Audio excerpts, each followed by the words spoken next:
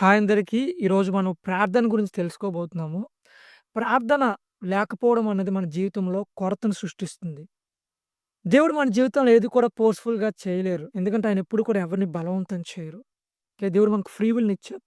ఎప్పుడైతే నువ్వు ప్రార్థన చేస్తావో, దేవుడు నీ జీవితంలో పని చేయడానికి నువ్వు ఆయన్ని అలౌ చేస్తున్నావు. నువ్వు ఆయనకి అగ్రీ అవుతున్నావు.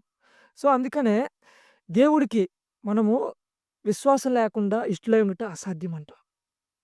ఇంకా నమ్ముట నీ వలనైతే మనకి సమస్తం సాధ్యం అని కూడా దేవుని యొక్క వాక్యంలో ఉంటది. కావున ఎప్పుడైతే నువ్వు ఆయన మీద ఆధారపడతావో, నీ జీవితంలో అద్భుతాలు చూస్తావు. చాలా సార్లు మన జీవితంలో దేవుని చిత్తమేంటో తెలుసు మనకి. కానీ మన జీవితంలో అది జరగదు.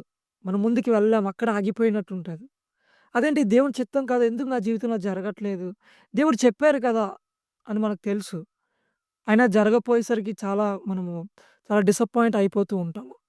ఎందుకో రీజన్ ఏంటో తెలుసా? నీకు విశ్వాసం సరిపోక నీ జీవితంలో అది నువ్వు చూడలేకపోతున్నావు. ఇంకా శిష్యులు ఒక పాయింట్ ఆఫ్ టైమ్‌లోని ఒక వ్యక్తిని స్వస్థపరచడం వాళ్ళ వల్ల కాదు. అప్పుడు యేసుక్రీస్తు ఆ వ్యక్తిని స్వస్థపరచడం మనము చూస్తాము.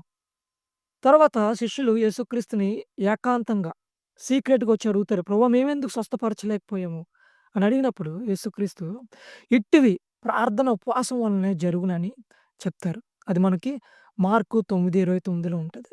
ఎందుకు అంటే ప్రార్థనలోనే నువ్వు ఆయన్ని చూస్తున్నావు. ఆయనతో స్పెండ్ చేస్తున్నావు.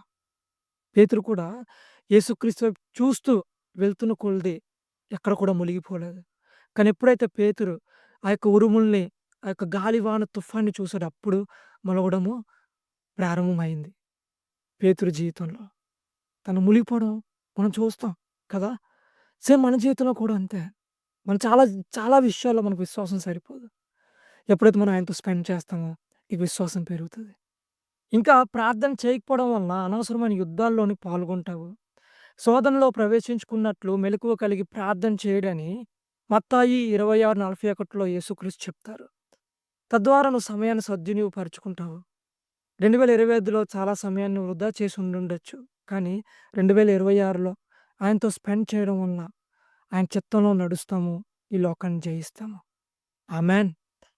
లోతుగా తెలుసుకోవాలనుకుంటే సర్మన్ అని కమెంట్ చేయండి. మీకు ఫుల్ మెసేజ్ లింక్ సెండ్ చేస్తాను. God bless you.